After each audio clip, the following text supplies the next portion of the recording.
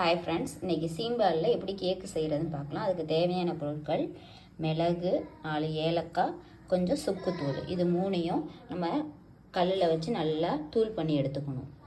இது மாதிரி ஒரு பாத்திரத்தை எடுத்துட்டு இப்போ இந்த சீம்பால் அதில் ஊற்றி மிக்ஸ் பண்ணணும். இந்த பாத்திரத்தில் ஊற்றுறதுக்கு முன்னாடி இந்த சீம்பால்லையே நம்ம நுணுக்கி வச்சுருக்க மிளகு, சுக்கு, ஏலக்காய் எல்லாத்தையும் போட்டுடணும். போட்டு நல்லா மிக்ஸ் பண்ணணும்.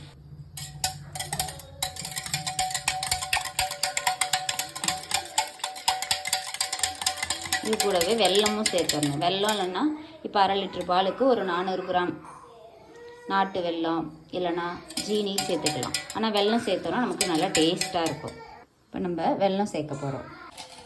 நல்லா மிக்ஸ் பண்ணுவோம். இப்போ குக்கரில் நம்ம தண்ணியை ஊற்றி சூடு பண்ணி வச்சுக்கணும். இப்போ இந்த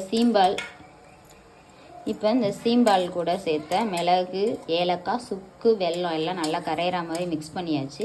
இப்போ நம்ம இந்த பாத்திரத்தில் வடிகட்டி அப்படியே நம்ம இந்த சுடுதண்ணிக்குள்ளே வைக்க போகிறோம். வச்சு ஒரு 25 நிமிஷம் கழித்து நம்ம எடுக்கும்போது கேக் மாதிரி ரெடி ஆகிடும். இப்போ வடிகட்ட போகிறோம். ஏன் வடிகட்டிக்கிறோன்னா, நம்ம சாப்பிடும்போது இந்த நம்ம போட்டிருக்க அந்த இன்க்ரீடியன்ட்ஸ்லாம் நமக்கு டிஸ்டர்பன்ஸாக இருக்கும். அதனால் வந்துட்டு இப்படி வடிகட்டிட்டோம்னா ஃபுல் அண்ட் ஃபுல் நம்ம ப்ளைன் கேக் சாப்பிட்ற டேஸ்ட்லேயே இருக்கும். அதனால தான் நம்ம வடிகட்டிடுறோம்.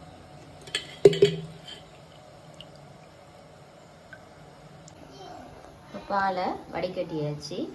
இப்போ பாத்திரத்துக்குள்ளே வைக்க போகிறோம்.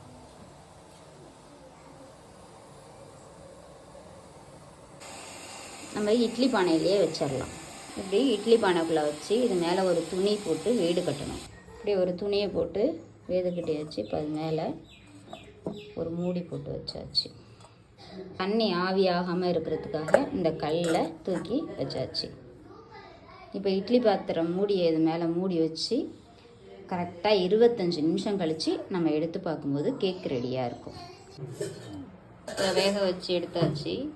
கல்லை எடுத்துட்டு அந்த மூடியை எடுத்துடணும். அது மேலே போட்டிருக்க துணியையும் எடுத்தாச்சு. இப்போ கொஞ்சம் நேரம் ஆற வச்சு நம்ம எடுக்கணும்.